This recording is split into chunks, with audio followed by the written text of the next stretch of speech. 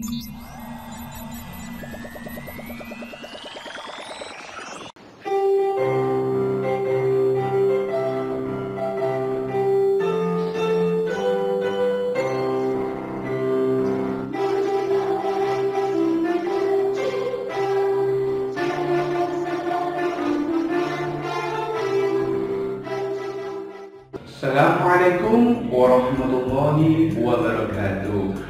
Bagaimana kabarnya anak-anak? Semoga kalian di rumah tetap sehat-sehat saja dan tetap semangat. Berjumpa kembali bersama kami di channel yang sama dan program yang sama, mata pelajaran ilmu pengetahuan alam yang bisa diakses dimanapun dan kapanpun. Topik yang akan kita pelajari kali ini yaitu tentang bioteknologi. Namun sebelum pembelajaran ini kita mulai, alangkah baiknya mari kita buka dengan berdoa bersama. Persiapan berdoa. Berdoa mulai.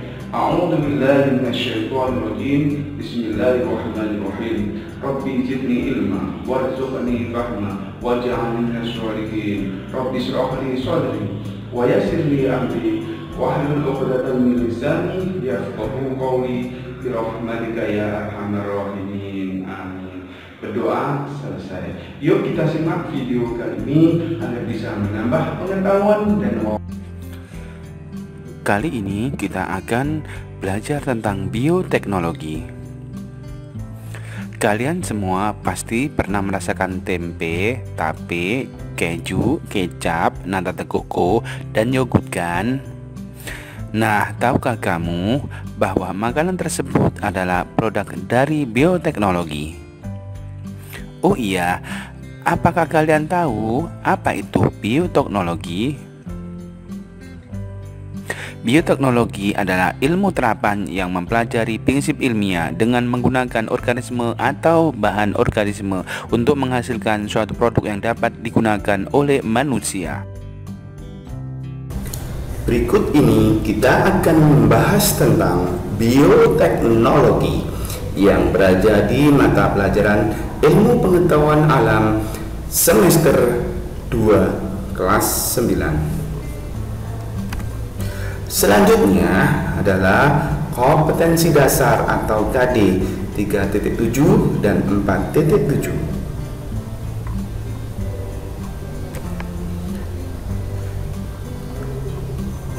Selanjutnya adalah tujuan pembelajaran yang ingin kita capai dalam proses pembelajaran kali ini.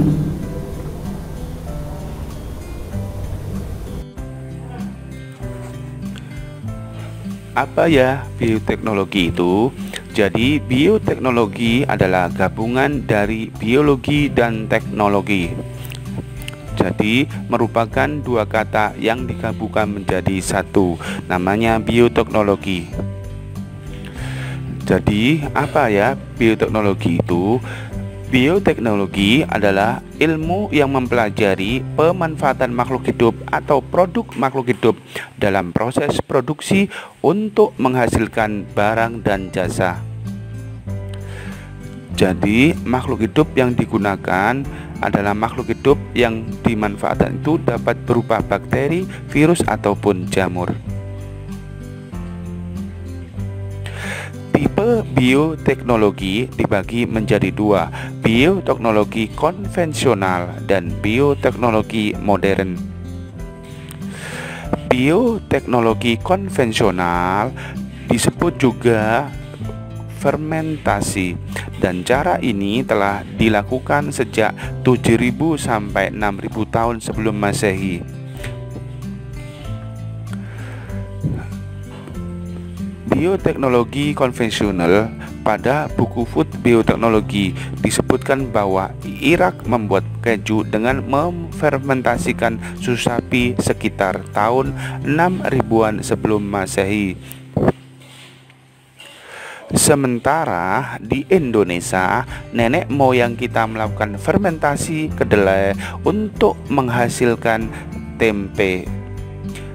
Jadi tempe merupakan makanan khas Indonesia.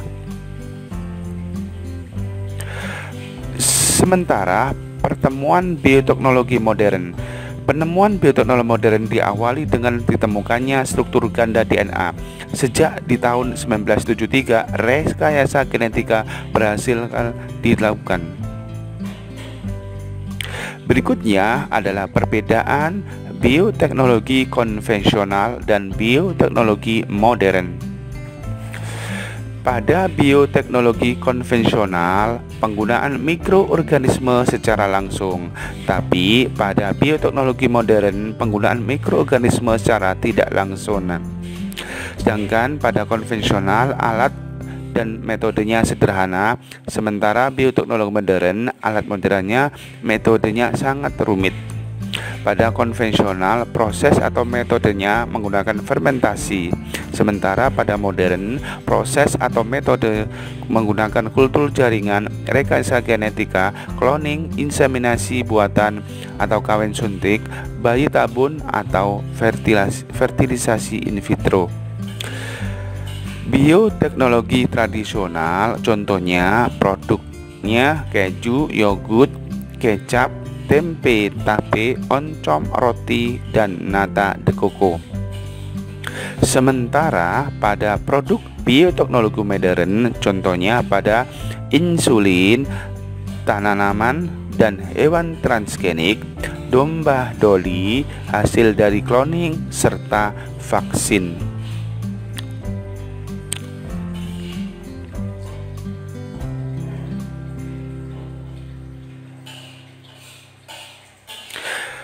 Berikut ini pada bioteknologi konvensional yang merupakan proses fermentasi, yang mana proses fermentasi ini membutuhkan mikroorganisme.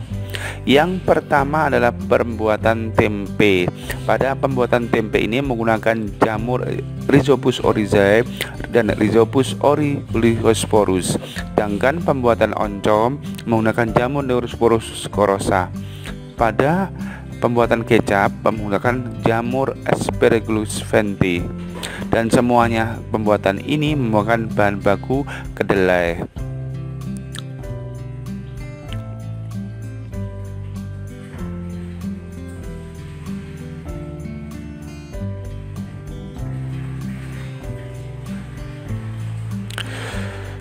Berikutnya, pada pembuatan keju yang dibutuhkan adalah bakteri Lactobacillus lactis. Pada pembuatan yogurt, bakteri yang digunakan Lactobacillus bulgaricus. Sedangkan pada pembuatan mentega menggunakan bakteri Lactobacillus doxanicum. Bahan bakunya adalah susu. Selanjutnya adalah roti menggunakan jamur Saccharomyces cerevisiae. Tape menggunakan jamur Saccharomyces cerevisiae. Nata de coco menggunakan bakteri Lactobacillus sillinum. Pada pembuatan roti menggunakan bahan baku tepung, tape dari singkong, dan nata de coco dengan menggunakan air kelapa.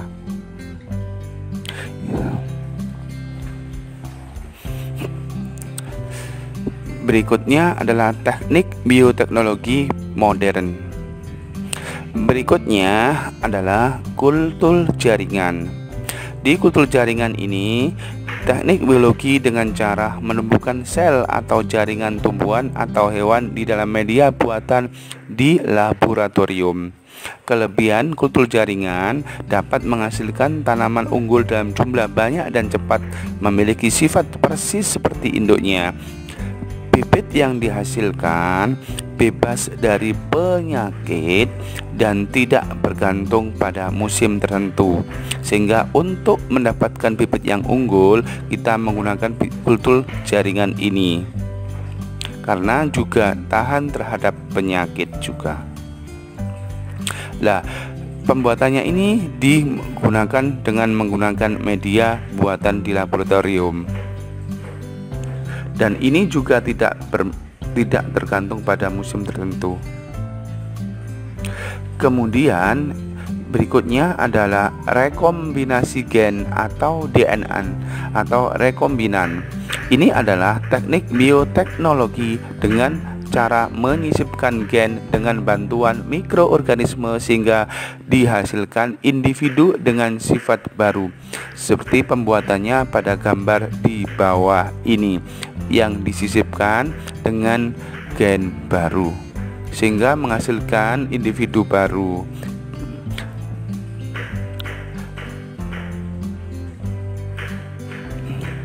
Rekayasa ini biasanya digunakan dengan rekayasa pada hewan, khususnya sapi, sehingga untuk mendapatkan sapi yang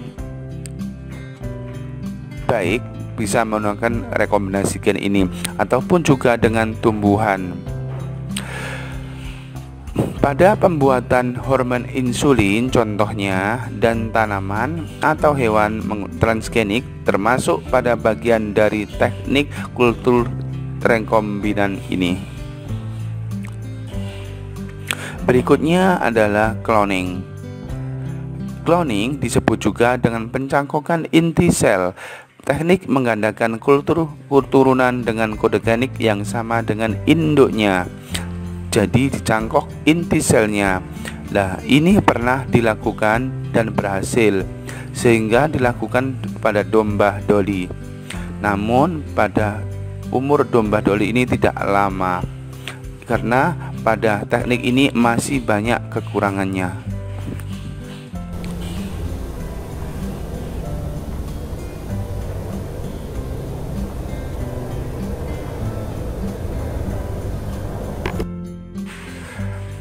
Pada kesempatan kali ini kita akan membahas tentang penerapan bioteknologi di bidang pangan. Bioteknologi pangan adalah bioteknologi yang digunakan untuk menghasilkan produk makanan dengan memanfaatkan mikroorganisme. Beberapa contoh produk bioteknologi di bidang pangan yaitu tape, yogurt, keju, tempe, kecap, roti, dan minuman beralkohol.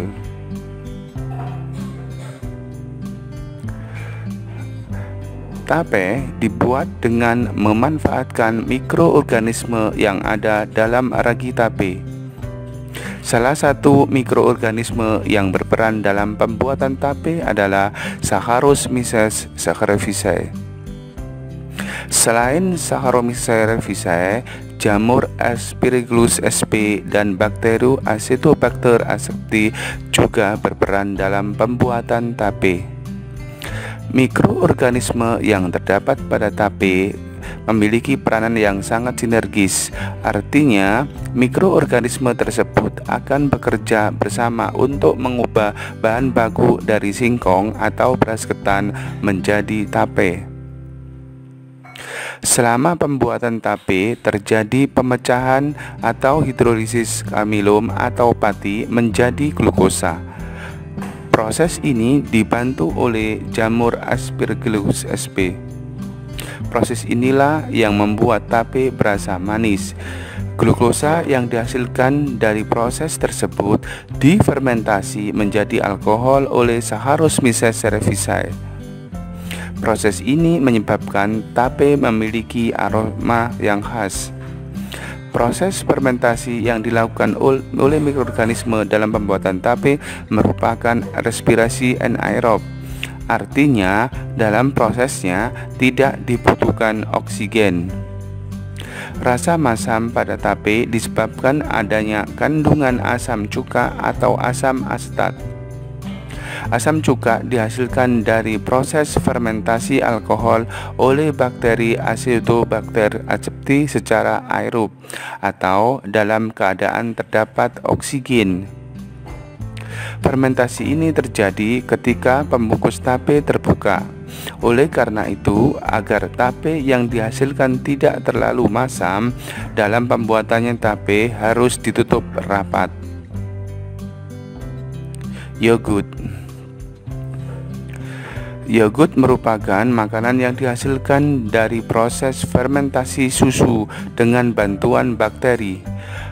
Proses fermentasi susu menjadi yogurt melibatkan peranan bakteri asam laktat, misalnya Lactobacillus acai, Streptococcus thermophilus, Lactobacillus bulgaricus, Bifidobacteria.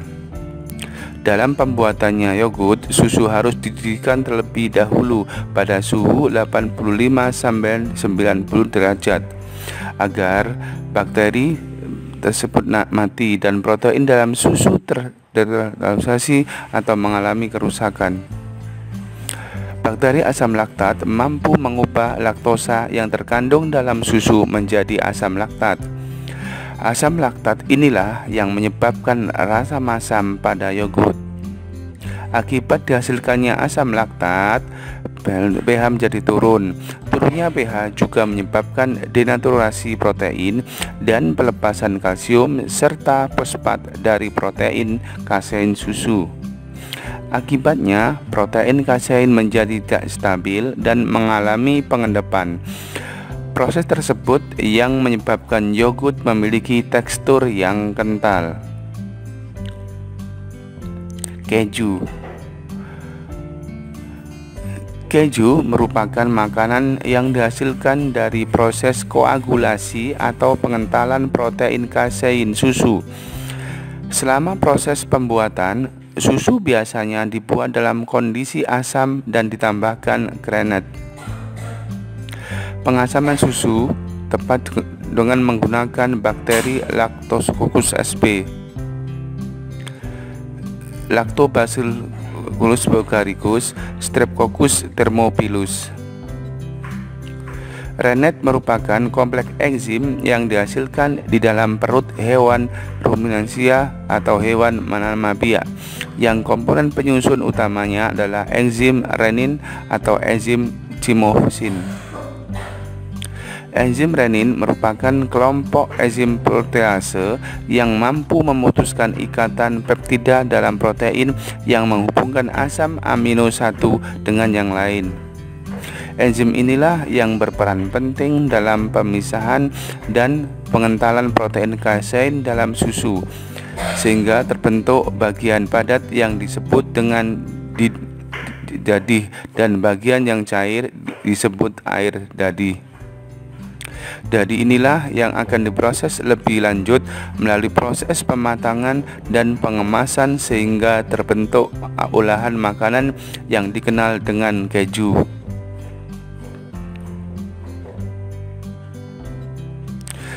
Pada dasarnya, proses pembuatan produksi tempe menggunakan teknik fermentasi. Fermentasi dilakukan dengan menumbuhkan jamur Rhizopus oryzae dan Rhizopus oligoporus pada biji kedelai. Pada proses pertumbuhannya, jamur akan menghasilkan benang-benang yang disebut dengan hifa. Benang-benang itu mengakibatkan biji-bijian kedelai saling terikat dan membentuk struktur yang kompak yang disebut dengan tempe. Pada waktu pertumbuhannya, jamur juga akan menghasilkan suatu enzim protease yang dapat menguraikan kompleks protein yang ada pada kedelai menjadi asam amino yang lebih mudah dicerna oleh tubuh kita. Inilah alasan yang menjadikan tempe lebih mudah dicerna oleh tubuh kita daripada kedelai.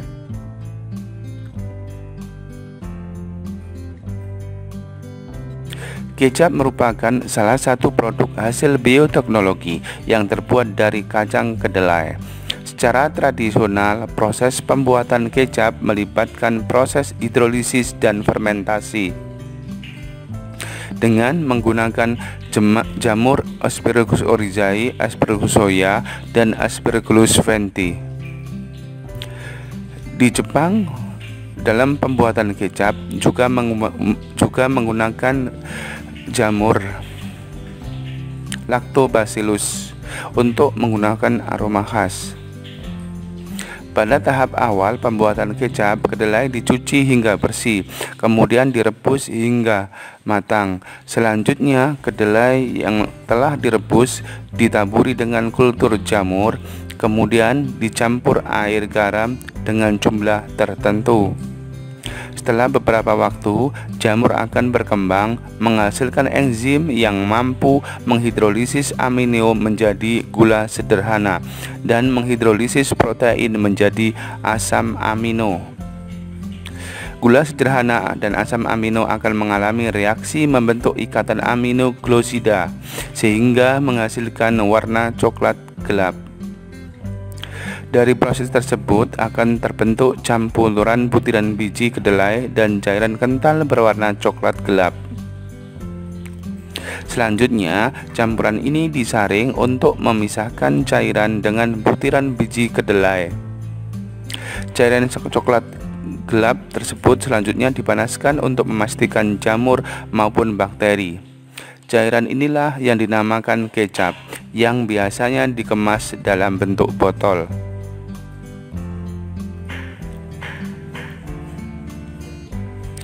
Pembuatan roti dan donat juga memanfaatkan peristiwa fermentasi yang dibantu oleh Saccharomyces cerevisiae.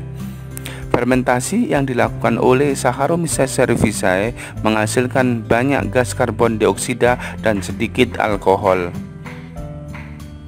Gas karbon dioksida akan membuat adonan roti mengembang, sedangkan alkohol akan menghasilkan aroma khas pada adonan roti. Gas karbon dioksida yang terperangkap dalam adonan akan memuai saat adonan dimasukkan ke oven, sehingga membuat roti semakin mengembang dan meninggalkan rongga dalam roti. Peristiwa inilah yang membuat tekstur roti lebih menarik, lebih ringan, dan lebih mudah untuk dikonsumsi. Minuman beralkohol. Pembuatan minuman beralkohol juga melibatkan proses fermentasi yang dilakukan oleh Saccharomyces. Jenis Saccharomyces dan jenis bahan baku yang berbeda mampu menghasilkan aroma dan rasa yang khas pada jenis-jenis minuman beralkohol. Lama proses fermentasi mempengaruhi jumlah alkohol yang dihasilkan. Semakin lama proses fermentasi minuman, semakin tinggi kandungan alkoholnya. Bagaimana dengan materi tadi? Ada yang belum dipahami atau ada yang belum dimengerti? Silakan tuliskan di kolom komentar yang ada di bawah video ini. Mari kita akhiri pembelajaran kali ini dengan berdoa bersama. Persiapan berdoa. Doa mulai. A'udzubillahi minasyaitonirrajim. Bismillahirrahmanirrahim. Allahumma inni astaghfiruka ma 'allamtani warzuqhu ilayya indaka hajati wa la tanzani ya rabbal alamin. Subhanakallahumma wa bihamdika asyhadu an la ilaha illa anta astaghfiruka wa atubu ilaik. Assalamualaikum warahmatullahi wabarakatuh.